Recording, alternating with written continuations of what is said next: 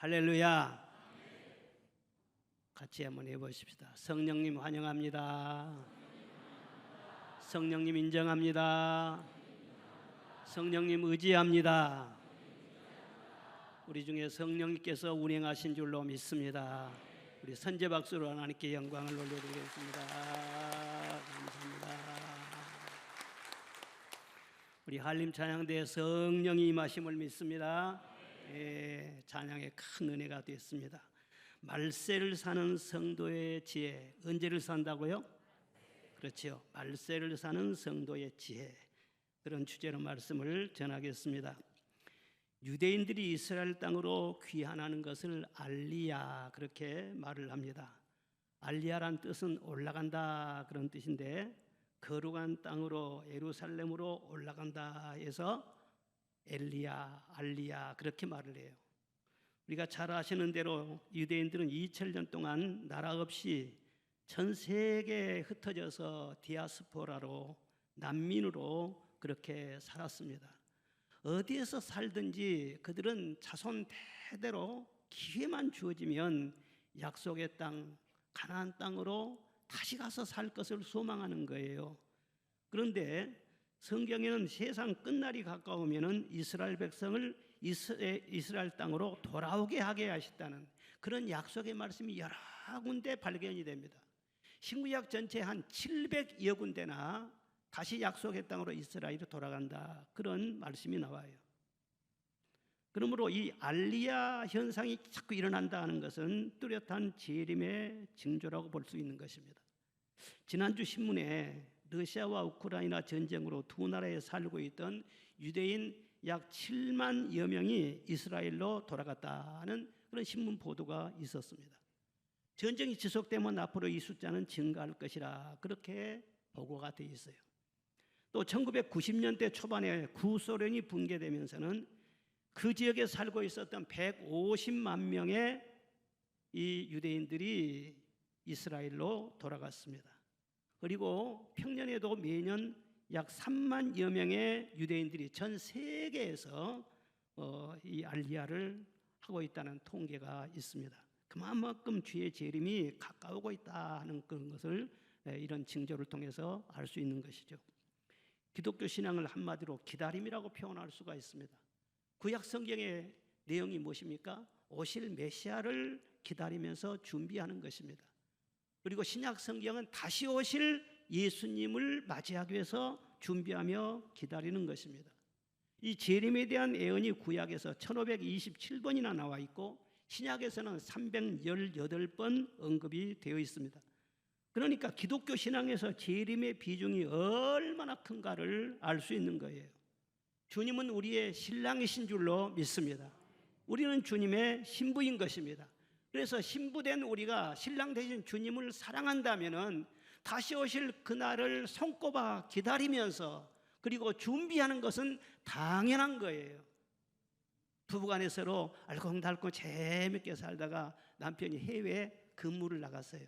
한 3년 동안 계획을 하고 해외로 나가서 근무를 하게 돼요. 근데 얼마나 기다려지겠어요? 근데 3년 동안 있다가 온다고 했는데 한 1년밖에 안 됐는데 남편이 떡 돌아온다고 소식이 온 거예요. 그러면은 정상적인 신부라면은요 얼마나 신이 나겠어요. 예? 김치도 담고 막 대청소도 하고 이불 빨래도 하고 그냥 열심히 준비를 해야 하지 않겠어요? 그런데 1년 만에 돌아온다고 하니까 가슴이 철크덩 해가지고는요 어째 그렇게 빨리 온다냐, 뭐 저승사자가 오는 것처럼 문제가 있는 신부예요. 그렇지 않겠어요? 예수님이 재림하신다 그러면은요 우리가 환영해야지요, 즐거워해야 되죠. 그런데 왜 이렇게 빨리 오신다냐, 좀 즐기고 나중에 오시면 좋겠는데, 이러면 그만큼 우리가 세상을 사랑한다는 것이죠. 성경은 그날과 그때는 아버지 외에는 아무도 모른다고 했어요. 아들도 천사도 모르고 도적같이 오신다 그렇게 말씀하세요. 그러나 재림의 징조에 대해서는 상세하게 말씀이 나와 있습니다. 마태복음 24장에 보면은 많은 사람이 내 이름으로 와서 이르되 나는 그리스도라 하여 많은 사람을 미혹해 하리라 말씀을 하셨습니다. 이 재림의 징조 중에서 아주 두드러진 것이 이단의 출현이에요. 적그리스도, 거짓 그리스도의 출현이라는 것입니다. 요즘 자칭 예수, 자칭 하나님, 자칭 보혜사라고 말하는 사람들이 우리나라에도 막 그냥 나와서 활개치고 돌아다니고 그래요. 전에 통일교 교주는 자기 재림주라고 했어요. 천부교의 교주인 박대선은 자칭 새 하나님이라고 했어요. JMS 정명석은요 자기가 메시아라고 그랬어요. 좀 불리하니까 또 아니라고 또 해요. 신천지 이만희 교주는 자신을 보혜사라고 했어요. 14만 4천 명 밖에는 거기에 못 들어간다. 그러니까 거기에 들어오려면 다 와라. 이 모든 거 다 바치고 추종하고 그러잖아요. 거기에 들어가려고. 이 종교적인 사기꾼에게 노란한 거란 말이에요. 거짓이란 말이에요. 성경을 바로 해석하고 바른 진리를 따라야지. 아멘 좀 하십시오. 응? 하나님의 교회가 좀 활개를 쳐. 하나님 교회 뭐라고 한 줄 아십니까? 삼위일체가 뭐냐? 하나님, 예수, 안상홍은 삼위일체다. 이런 모독이 어디가 있어요? 그런데 버젓이 그걸 전하면서 많은 사람들을 끌어들이고 있잖아요. 이 말세의 불안 심리를 이용해 가지고 수많은 영혼들을 혹시에 문민하고 있는 이런 현상들을 지금 우리가 볼 수가 있어요. 가만히 낚시꾼들을 이렇게 낚시하는 거 가끔 TV에 비춰주고 그러거든요. 그거 보면은요 물고기가 큰 것은 3m, 4m짜리가 있어요. 그런데 그 큰 물고기 이빨도 억세고 힘도 세고 그런데요, 그게 낚시에 딱 걸려가지고는 잡히는 거예요. 횟감이 되는 거예요. 그 큰 물고기들이요 조그만 미끼, 그거 하나에 눈이 얻어가지고는 먹겠다고 하다가 낚시에 착하닥 걸린 거예요. 여러분, 미단에 걸린 사람 보면 사회적으로 저명 인사들요, 인기인들요, 지식인들요, 그 물들도 있어요. 그들도 이단에 미끼에 착 걸려가지고 분별을 못하니까 인생 다 소모하는. 우리가 보이스피싱도 조심해야지만요, 영적 사기꾼 이단 조심해야 돼요. 왜냐하면 이단에 한번 속으면 자기 인생 완전히 망가지는 거예요. 회복이 되지도 않는 거예요. 이것은 정신을 차려야 돼요. 그러니까 성경의 재림의 징조에 대해서 많은 말씀이 나와 있습니다. 예수님 오실 때가 가까우면 지식이 증가한다고 했어요. 요즘처럼 지식 증가한 때가 언제 있었습니까? 교통이 빨리 왕래한다고 했어요. 교통 문제는 말할 것도 없죠. 그리고 손목이나 이마에 표를 받게 한대요. 생체 바이오 칩을 여기다 박아가지고는요, 어디 공항에 가거나 또 마트에 가거나 하면 검색대 통과만 하면 계산 착착착 다 돼버려요. 판독을 해가지고. 2000년 전에 어떻게 그런 걸 알고 성경에 기록됐는가 모르겠어요. 하나님은 다 아시는 것이죠. 지금 그 시대가 그대로 나와 있어요. 인천공항 가면은요, 딱 나갈 때요, 바이오 칩 장착한 사람 이쪽으로 오세요. 그 안내가 돼 있습니다. 성경이 그대로 지금 이루어지고 있어요. 그리고 불법이 성하며 사랑이 식어진다. 법을 만드는데 하나님께서 보실 때 불법이에요.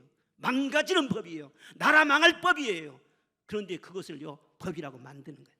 차별금지법 같은 법을 만드는 거예요. 요즘요 아동 인권 때문에 교권이 추락해가지고 교사들이 사표를 그냥 줄사표로 쓰는 거예요. 못 해먹겠다는 거예요. 이번에도 여교사 한 분이요 극단 선택을 했잖아요.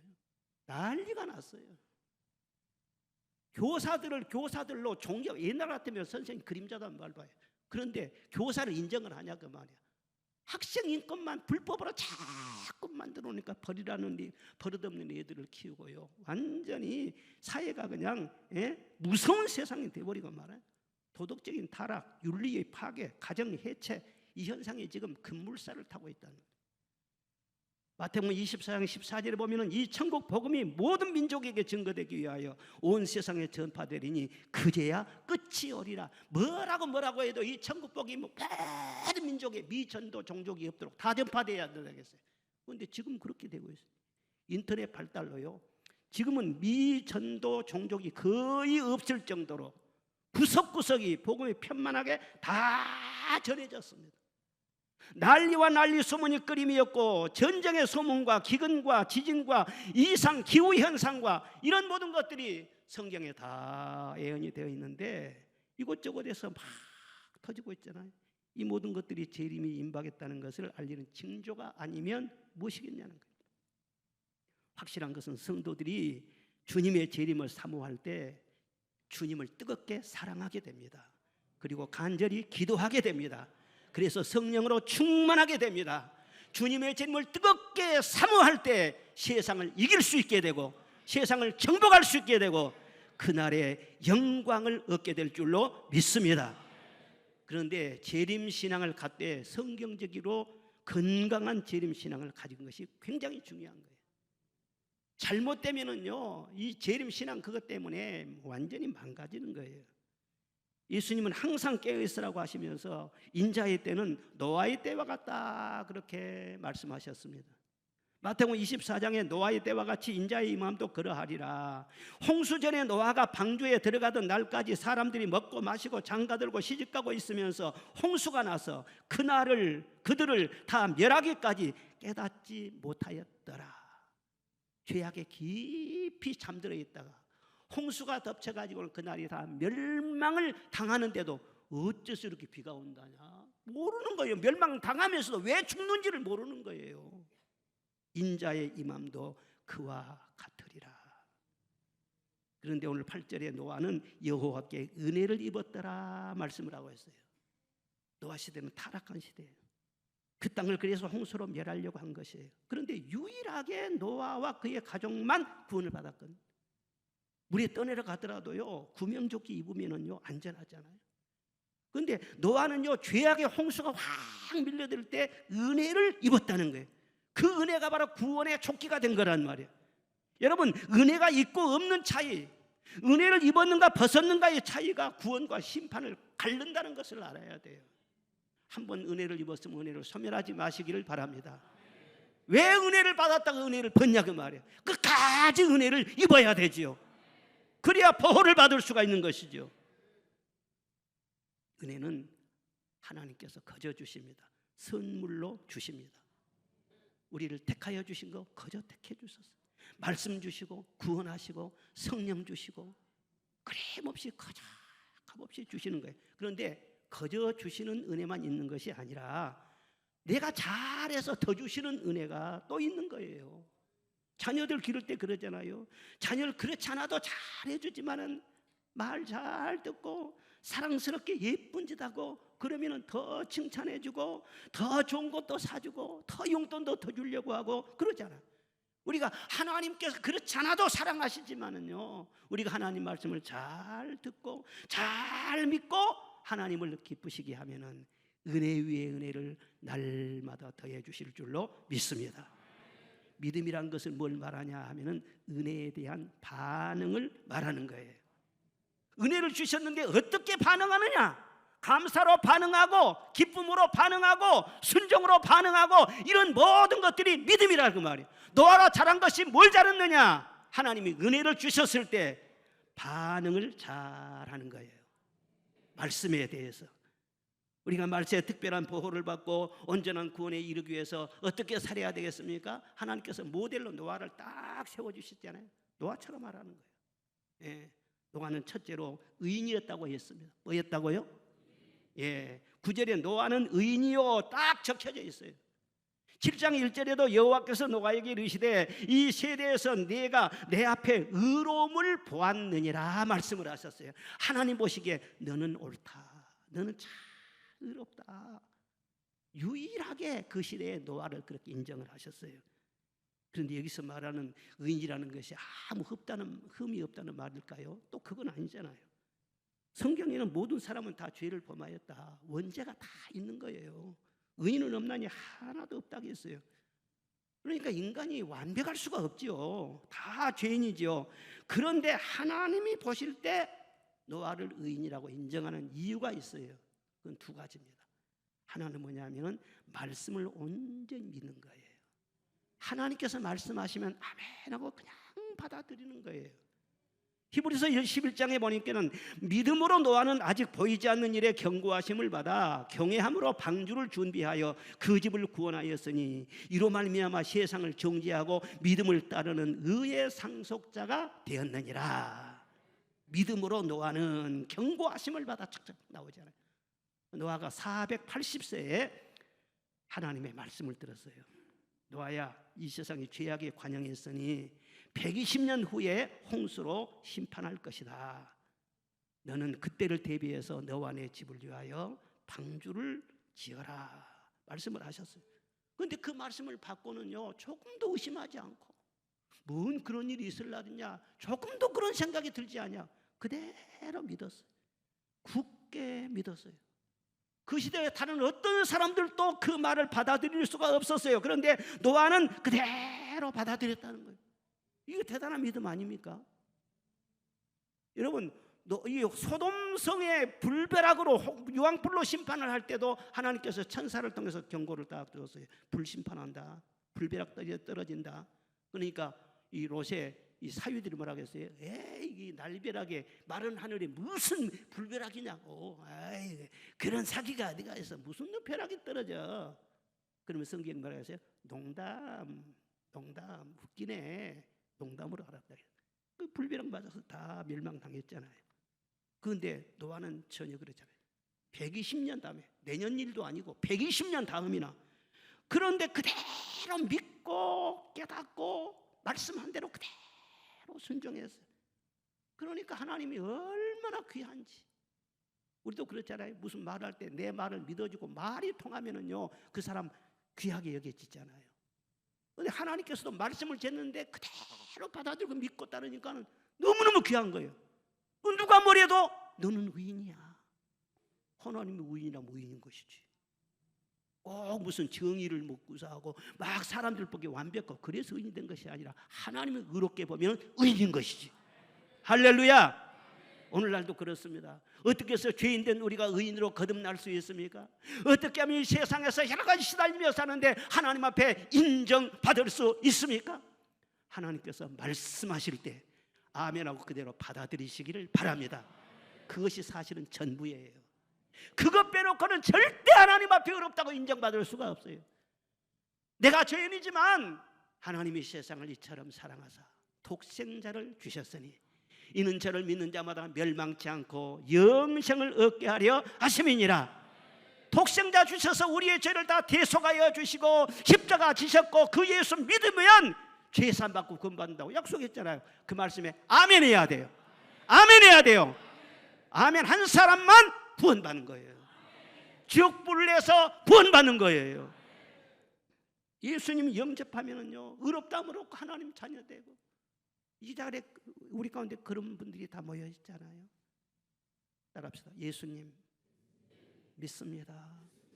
예수님은 내 구주이십니다. 그렇죠. 그리고 노아가 의로웠다고 하는 것은 또 한 가지 이유가 무엇이냐? 하나님께서 보시기에 타락하고 음란하고 정말 패역하고 삐뚤어진 그 세상에서 올바로 살아보려고 몸부림치는 거예요. 완벽하지는 않아. 그런데 바르게 살아보려고 그렇게 노력한 거예요.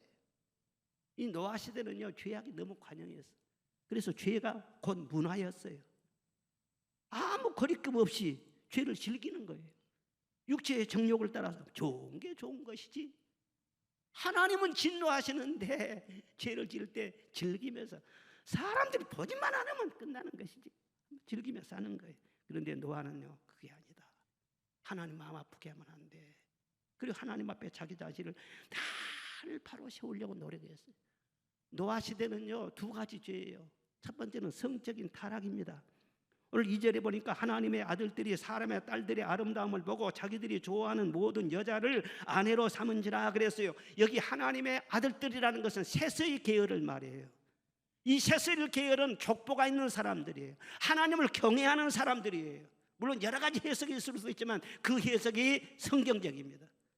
그래서 이 사람들은 하나님을 잘 경외해야 할 사람들이에요. 결혼을 하더라도 그래도 믿는 사람, 신앙을 확인하고 결혼해야 할 거 아니에요. 그런데 하나님의 아들들이 사람의 딸들의 아름다움을 보고 자기들이 좋아하는 모든 여자로 아내를 삼은지라. 모든 여자라. 여자가 하나 둘만이 아니네. 모든 여자니까 자기 좋은 대로 그냥 아내를.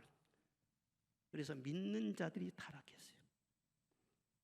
당연히 성도들은 혼인을 귀하게 여기고 침소를 거룩하게 여기고 가정을 잘 세워나가야 될 것 아닙니까? 그런데 그 시대는요 믿는 사람들까지 이렇게 타락이 심각했다는 거예요. 그런데 노아는 그렇게 살질 않았어요. 가정을 잘 지켰어요. 그래서 노아의 아들 그러면 셈, 합, 앞에 딱 떨어지잖아요. 이들이 순종하면서 그 후회를 이루게 됐단 말이에요. 여러분, 성을 잘 관리해야 거룩한 성자가 될 수 있다는 말이 있습니다. 성을 천하게 여기고 몸을 함부로 무너뜨리면 행복도 무너뜨리고 건강도 무너지고 가정도 무너지고 다 무너져요. 말세는 꼭 노아 시대 같다고 했어요. 디모데후서 3장 1절에 말세는 고통하는 때가 이르리니 새쓰리예요. 자기를 사랑하고 돈을 사랑하고 쾌락을 사랑하고 지금 시대가 그대로 가고 있어요.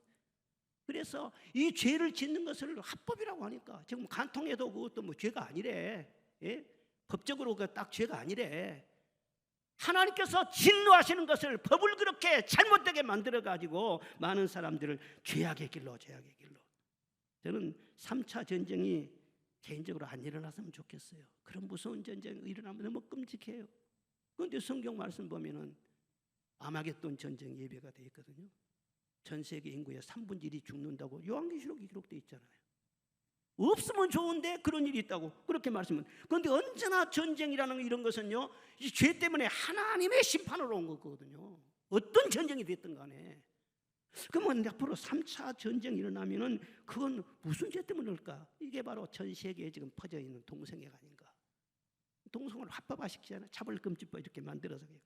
동성애는 보통 죄가 아닙니다. 이것은 보통 죄가 아니에요. 시대의 종언을 알리는 하나님이 심히 진노하시는 죄인데, 노아 시대도 동성애 때문에, 소돔성도 동성애 때문에, 가나안족들이 멸망당하는 것도 동성애 때문에 멸망당한 거예요. 지금 시대도 조심해야 돼요. 그리고 또 한 가지 죄는 뭐냐면 4절에 네피림이 있었다 그런 말씀이 있어요. 네피림이 어떤 사람들이냐 그러면은 원어의 뜻을 보면은요, 하늘에서 떨어진 멋진 사람이라 그런 뜻이 있어요. 네피림이라는 말이. 그러니까 아주 장대한 사람. 4절에 보니까 그들은 용사요 고대의 유명한 사람이라 그렇게 표현이 되어 있어요. 용사, 유능해요. 잘생겼어요. 키가 훤칠하고요. 아주 능력이 뛰어나요. 그런데 뭐냐면은 너무나 잘생기고 잘나가고 능력이 있다 보니까 하나님이 필요 없네. 이 사람들이 네피림이라는 거예요. 하나님이 필요 없는 출세, 하나님 없는 인기, 하나님 없는 성공, 하나님 없이 거머쥔 부와 영광, 이게 바로 이 세상에 다 네피림이라는 거예요. 힘이 좋아서 슈퍼맨이고 재능이 뛰어나서 천재가 되고 초인적인 능력을 다 지니고 몸값이 1년에 막 수백억 수천억 나간 그런 네피림도 있어요. 요즘 우리가 다 뭐요? 그런데 그 안에 중요한 것은 하나님이 없어요. 앞으로 하나님 믿을 가망도 없어요. 왜? 너무 능력이 뛰어나니까 하나님 같은 필요가 없는 거예요. 내가 하나님 다 돼버렸는데. 오늘날 우리 교육의 목적이 뭐예요?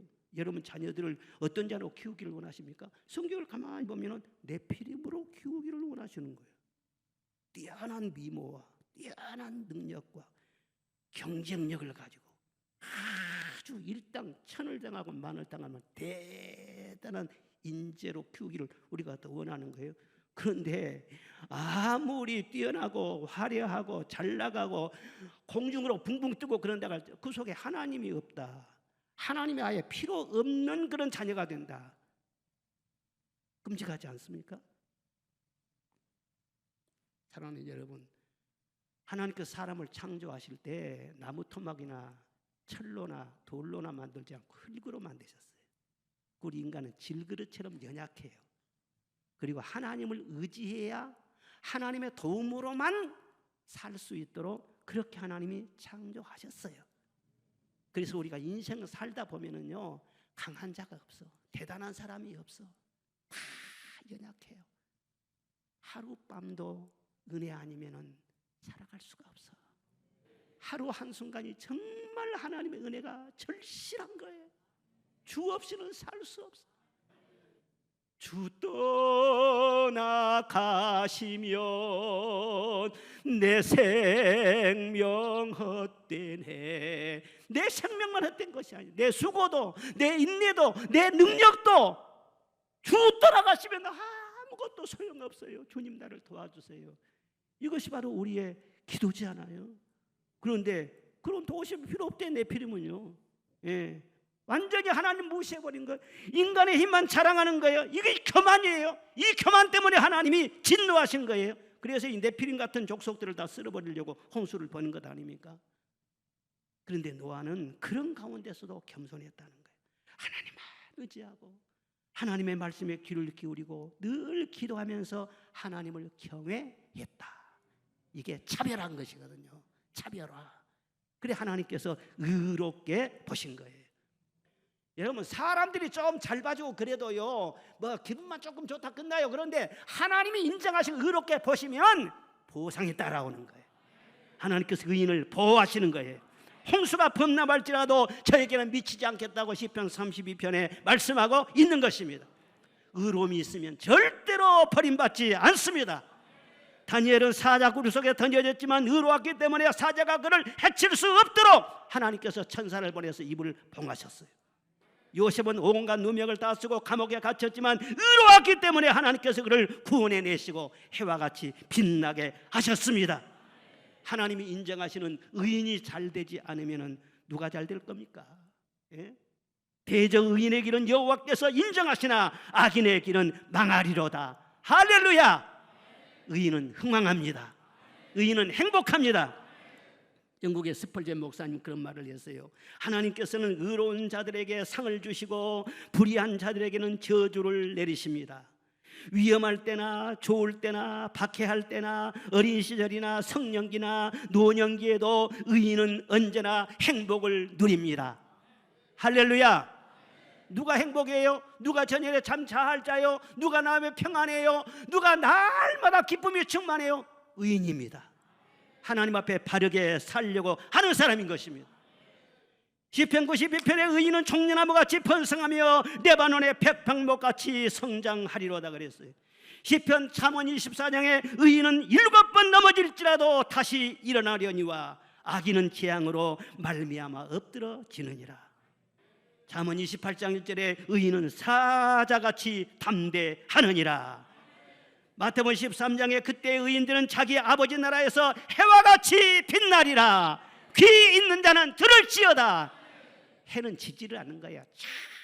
잘 나는 이 세상에서도요, 백향목처럼만 되어도 말이죠, 얼마나 멋집니까? 에? 세상 사람이 다 부러워하지. 그런데 하늘에 해와 같이 빛나는데 천국에서 여러분 세상에 얼마나 더 살고 싶습니까?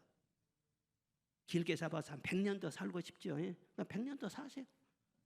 더 살고 싶으면 200년 드릴까요? 200년 더 사세요. 그러나 세상은 잠시예요. 지나가는 거예요.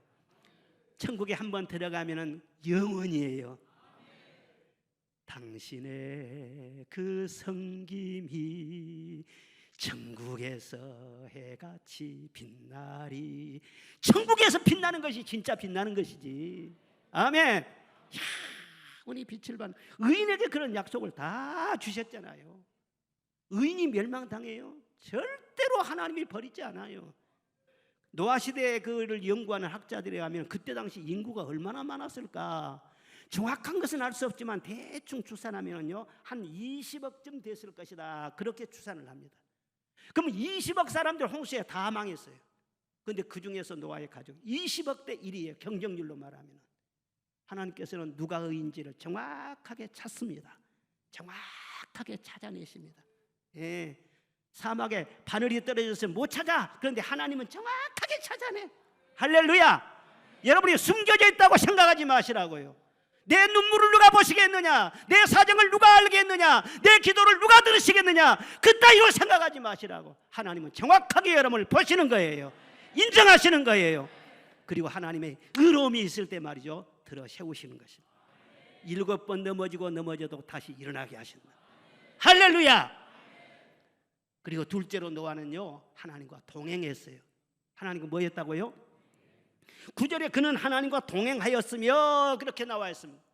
하나님은 초월자이시기 때문에 하늘 위에 계십니다. 그리고 성령으로 우리 안에 내주에 계십니다. 그리고 말씀으로 빛으로 우리와 동행하신 줄로 믿습니다. 우리의 길을 인도하신 줄로 믿습니다. 그래서 하나님은 인격적인 하나님이세요. 우리가 종교인으로 살아서는 안 됩니다. 에베레텔만 닦아주어서 종교 행위만 하면 다 했다는 그것이 아니라 우리는 하나님 아버지와 인격적으로 교제하면서 사는 것입니다. 지금 이 순간도 제가 말씀을 전할 때 하나님과 함께 말씀을 전하. 여러분들 하나님과 함께 말씀을 듣고 예배 끝나고 나가면서도 주님 손잡고 나가시는 것이, 이게 바로 동행이에요. 동행이란 말을 원어의 영어 성경에 보면은 walking with라고 되어 있어요. 함께 걷는다, 그런 뜻인 거예요. 그러니까 노아는 120년 동안 방주를 지으면서요, 하나님과 함께 동행하면서 방주를 지었어요. 동행하면서요. 하나님께서 얼마나 사랑하셨겠어요. 동행하려면은요, 속도라든가 방향이라든가 보폭이라든가 이런 것이 동행하는 자와 잘 맞춰져야 돼요.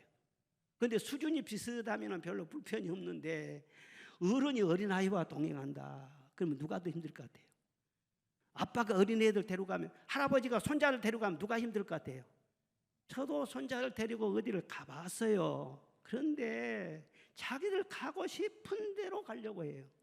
투정도 부리고 울고 고집 부리고 떼쓰고 그리고 잠시라도 손을 놓으면요, 위험한 데로 막 달려가는 거 있어. 그러니까 굉장히 신경 쓰인다고. 그렇지만 사랑하기 때문에 아직 어리니까 막 가자고 그러면은요, 좀 따라가 주기도 하고 그렇잖아요. 그러나 그것이 옳은 것은 아니죠. 그냥 따라가 주는 것이지. 야곱이 야복강가에서 하나님의 천사와 씨름을 했지 않습니까? 밤새도록 씨름을 엎치락 뒤치락 하면서 레슬링을 했어요. 그런데 천사가 새벽녘에 대해서 내 이름이 무엇이냐 물었어요. 야곱입니다. 야곱은 노략군이란 뜻이에요. 다시는 야곱이라 하지 말고 이스라엘이라고 이름을 고쳐라. 하나님과 겨루어서 이겼다. 여러분, 어떻게 사람이 하나님을 이길 수가 있어요? 어떻게 야곱이가 천사를 이길 수가 있어요? 그냥 붙들고 복을 달라고 하니까 하나님께서 져주신 것이지, 지가 이긴 것이 아닌 것이죠. 우리도 꼭 그와 같은 거예요. 우리가 은혜 받고 기적을 체험하고 풍성한 응답을 경험을 하고 축복을 많이 받았어요. 그 놀라운 축복들요, 잘 생각해 보시기 바랍니다. 하나님께서 사랑하셨기 때문에 주시지요. 그런데 하나님이 너무너무 사랑하셔가지고 아직 어리지만 좀 아직 다듬어져야 할 부분들이 많이 있지만, 그래 좀 그래도 그냥 부인하고 그냥 들어주신 거예요. 그래서 여기까지 하나님의 은혜로 축복으로 건강으로 도살펴 주셔서 여기까지 왔다. 그런데 야곱이가 그때는 그렇게 통과가 했는데 그 다음에 믿음이 점점 자라지 않습니까? 자랄 때 하나님과 어떻게 동행합니까? 지 마음대로 하나님 손잡고 끌고 가려면 하나님께 따라가 줍니까? 아니에요. 그리 가면 안 된다. 계속 고집 부리면은요, 야곱이를 깨뜨리는 거예요. 철저하게 깨뜨리는 거예요. 그래서 하나님의 뜻대로 하나님의 방향대로 쭉 그 남은 여생을 동행하게 되면 그 결과 야곱이가 얼마나 큰 권세를 얻었고 얼마나 놀라운 축복의 사람이 되었습니까?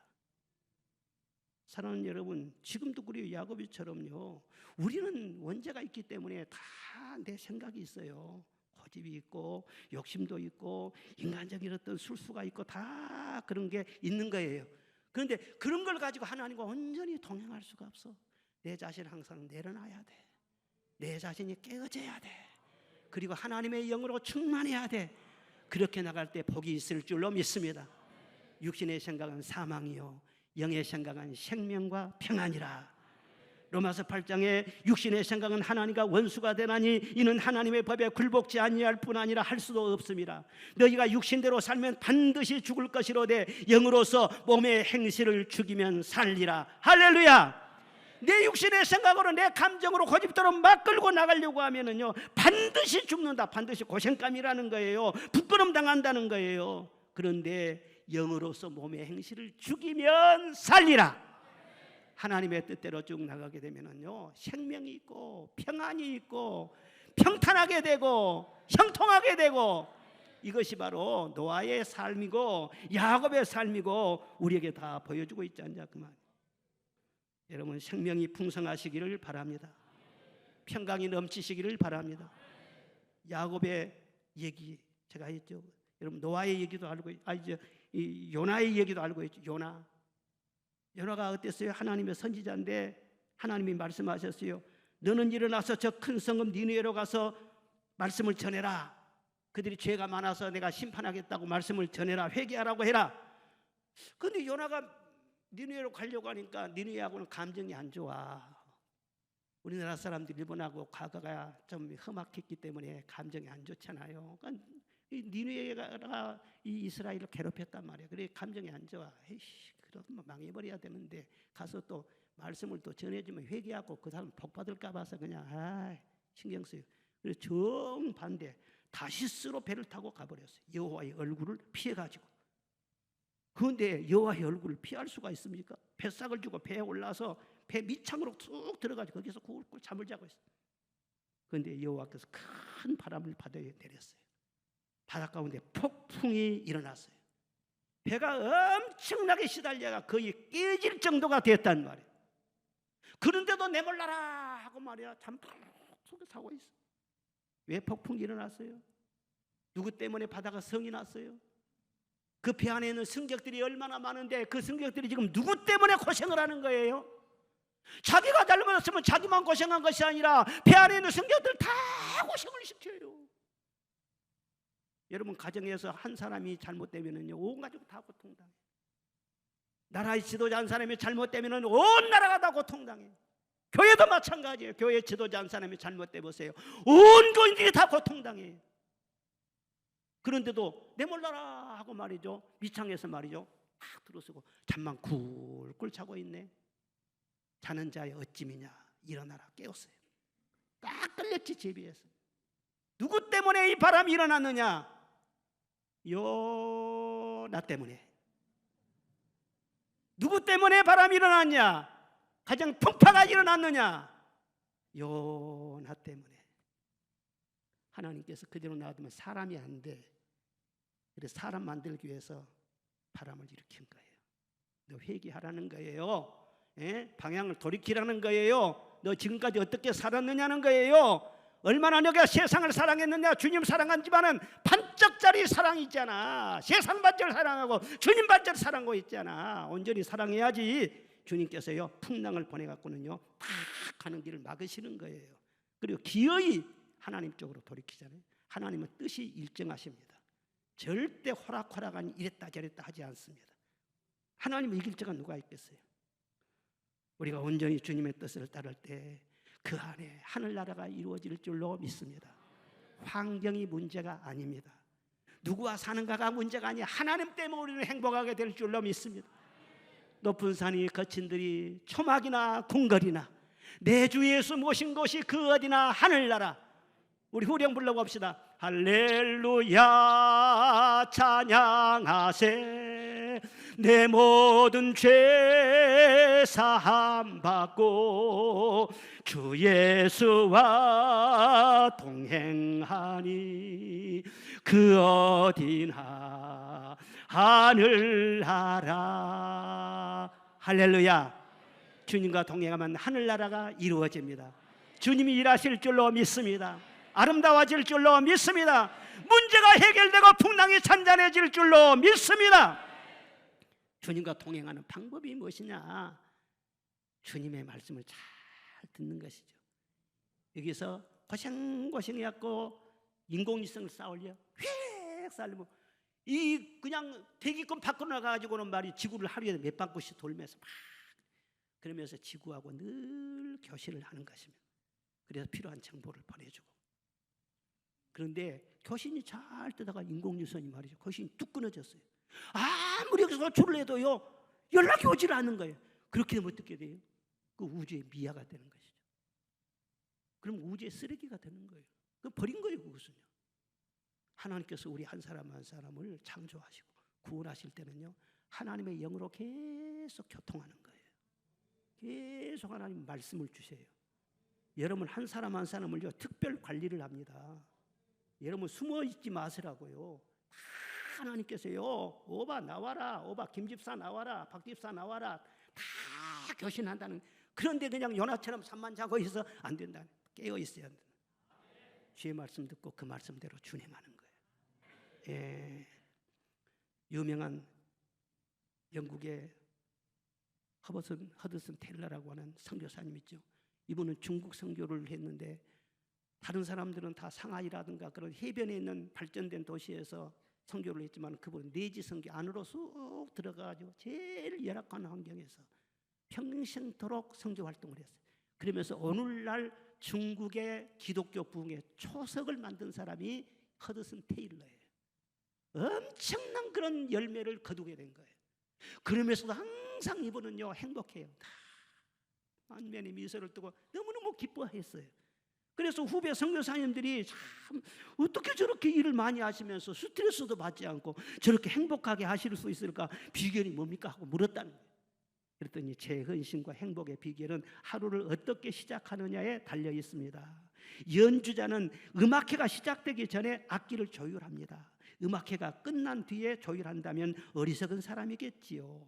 저는 아침에 일어나면 하나님의 뜻과 맞추는 일부터 합니다. 그러면 인생이 보람되지요. 하루의 일을 시작하기 전에 하나님 뜻과 다 맞춰요. 그리고 하루를 동행하면은요 하나님이 일을 하시는 거예요. 지금 이 순간도 우리가 하나님의 뜻을 맞추는 순간이에요. 조율하는 순간이에요. 우리가 하나님 말씀을 듣고 성령 충만 받아서 치우쳤는데 심령이 하나님 앞으로 딱 서게 되고, 그리고 일주일 동안 나가서 일하게 되면 하나님이 동행하시고 승리하게 하시고 열매를 거두게 해주실 줄로 믿습니다. 늘 그런 중심으로 우리가 살아갈, 그럴 때의 노아의 복을 받는 것이지. 그리고 마지막 세 번째는 완전하였다고 했어요. 뭐 했다고요? 완전했다. 9절에 그는 당대 완전한 자라 그렇게 말씀했어요. 이 완전도 마찬가지예요. 사람이 어떻게 완전할 수 있어요? 실수도 있고 부족한 것도 있고 그러지 어떻게 완벽할 수 있겠냐는 거예요. 그런데 하나님께서 너는 완전한 자라 그렇게 인정을 하신 거예요. 뭘 보고 그렇게 인정을 하셨을까? 하나님이 말씀을 주셨잖아요. 언약을 주셨잖아요. 그 언약의 말씀을요 끝까지 붙잡고 나가는 거예요. 변치 아니하고. 변치 않은 그걸 보고요 완전하게 그렇게 보신 거예요. 120년이 지나도록까지 그 말씀을 변치 아니하고 꾸준하게 붙들고 갔어요. 그리고 말씀대로 준행해 가지고는요 무서운 홍수 가운데 다 멸망당했지만 그의 온 가정만 구원 받았지 않느냐는 거예요. 여러분에게 하나님께서 주신 언약의 말씀이 있는데 그 말씀을 끝까지 붙드시기를 바랍니다. 하나님은 변함없으신 분인 줄로 믿습니다.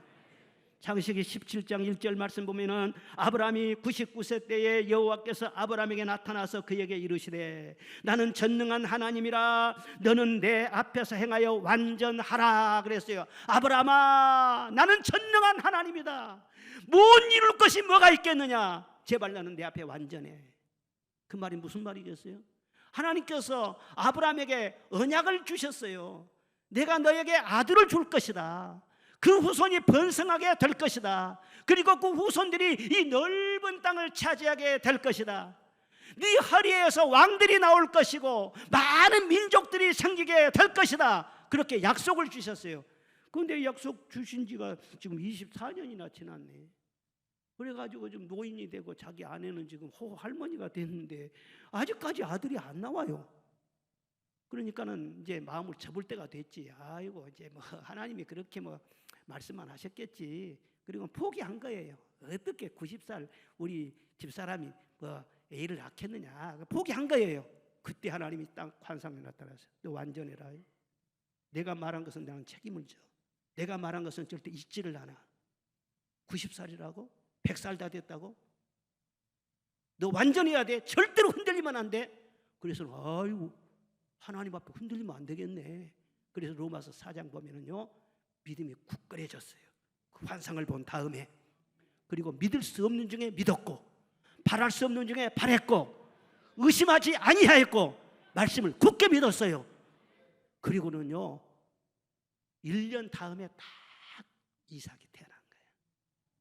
이삭이라는 이름의 뜻이 웃음이란 뜻이잖아요. 90살 할머니가 얘를 낳았으니 온 동네가 웃음바다가 돼버렸지 그냥 하하 하면서 90살 할머니가 아들을 낳았다네. 이삭 웃음이라는 그 이름이 거기서 나온 거예요. 아직 90은 안 됐고 뭐 70이 됐든 80 됐든지 우리 권사님들도 꿈을 가지시기를 바랍니다. 사라가 그렇게 됐는데 왜 나는 불가능하리요? 왜 하나님께서 흔들리는 사람에게 너 완전해라.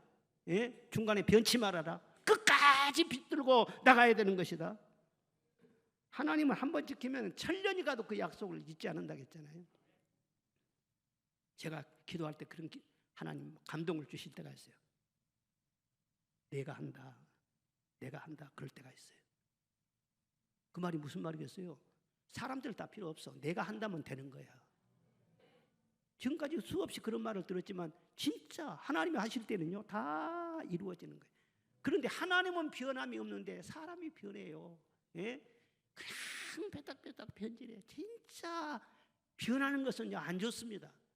좀 묵직하니 말이죠. 10년 가도 30년 가도 50년 가도 뭐가 참된 사랑이에요? 예? 변치 않는 것이 참된 사랑이지. 흑산도 홍어는요 너무 싱싱하고 그러면요 비린내가 납니다. 좀 묵혀야 돼요.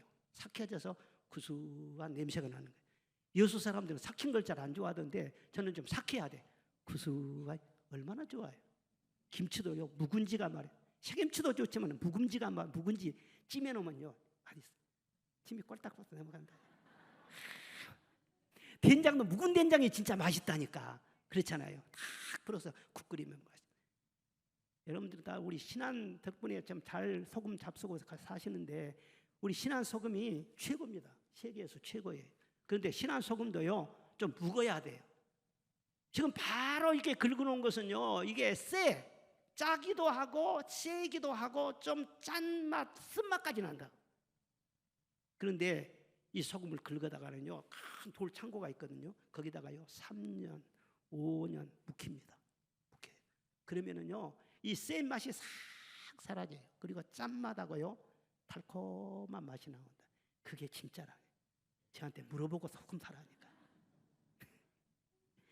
오래되고 변함이 없는 게 그게 얼마나 참 이 모든 것도 좋아지지만은요 사람도 가면 갈수록 진국이 돼야지. 왜 변해? 아무리 부부간에 서로 말이죠 맹세를 해도 끝까지 변함이 없지.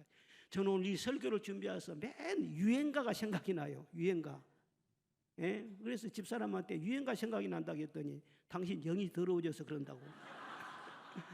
그래서 제가 진짜 그런가 그런데 옛날에 꼭 그래. 반짝이는 별빛 아래 소근소근되는 그날 밤. 그 노래 있잖아요. 그 찬송이 아니야. 그 노래 유행가지. 우리 세대는 그건 노래 안 불렀고 우리보다 한 10살 정도 위에 있는 그 형들이 그런 노래를 불렀어요. 다니면서 아가씨를 꼬시고 다니면서 반짝이는 별빛 아래 소근소근되는 그날 밤 이라고 흥얼거려 다녔거든. 그런데 거기 보면 뭐라고 했냐면 천년을 두고 변치 말자고 댕기 풀어 약속했건만 사나이 목숨 걸고 바친 순정 모질게도 밟아놓고 그대는 지금 어디 단꿈을 꾸고 있나 야속한 이마 무너진 사랑 타박. 참 깨달을 점이 있어요. 예? 천년을 두고 약속을 했는데 여자가 변심을 했는가 봐요. 그래서 모질게도 그 순정을 밟아버리고 다른 사람 만나서가 어디 가서 네가 단꿈을 꾸고 있냐? 그렇게 좋냐? 나를 버리고. 그래서는 그 유행가가 상당히 참 의미가 있다 그런 생각. 우리도 끝까지 변치 맙시다. 주님이 한 번이라도 이러면 섭섭하게 한 번 있는데 한번 생각을 해보세요. 말해보세요. 한번.